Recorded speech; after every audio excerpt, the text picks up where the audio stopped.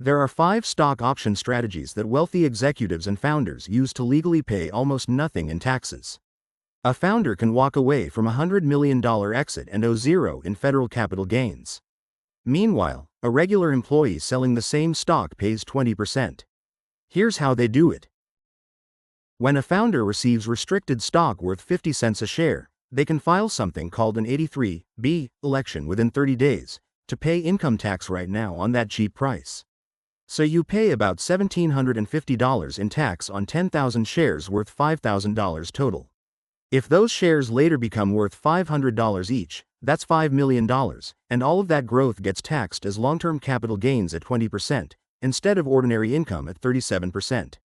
That one filing saves you $849,000 in taxes. Most people have never even heard of it, because it only matters if you're getting equity at a startup, and you have exactly 30 days to file or the opportunity is gone forever. Section 1202 of the tax code lets founders and early employees exclude 100% of their capital gains, up to $10 million, when they sell qualified small business stock. That means if you bought in early at a C corporation and held for at least 5 years, you can pocket $10 million in profit and pay zero federal capital gains tax. A regular investor selling $10 million in stock would owe $2 million at the 20% rate. Starting in July 2025, the One Big Beautiful Bill raised that cap to $15 million.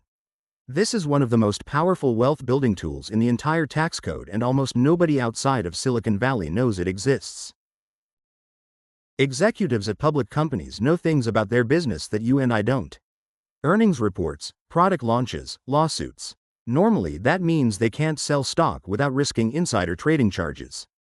But Rule 10b-5-1 lets them set up an automated selling schedule in advance that executes no matter what they know later. Mark Zuckerberg, Jeff Bezos, and Elon Musk have all used these plans to liquidate billions in stock. After a 90-day cooling-off period, the sales run on autopilot, completely legal, completely protected. This is how billionaires turn paper wealth into real cash without ever being accused of insider trading.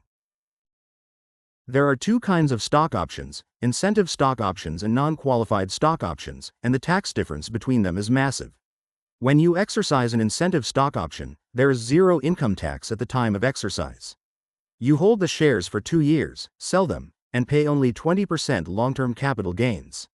With a non-qualified option, you pay ordinary income tax at 37% the moment you exercise, before you've even sold a single share. Smart executives negotiate for incentive stock options in their compensation packages and exercise them when the company valuation is still low, keeping the taxable spread as small as possible. The difference on a $10 million gain is $1.7 million in saved taxes. When an executive has $100 million locked up in a single stock, they don't just sell it and pay $20 million in taxes. Instead, they use a zero-cost collar. They buy a put option to protect against the stock dropping, and sell a call option to pay for that protection. The result is a price floor and ceiling locked in with zero out-of-pocket cost. They haven't sold the stock, so there's no taxable event, but they've eliminated the downside risk. Then they wait, sell in a lower income year, move to a state with no income tax, or pass it through an estate strategy. This is how the ultra-wealthy protect fortunes worth hundreds of millions without ever triggering a tax bill. If you learned something new, please subscribe.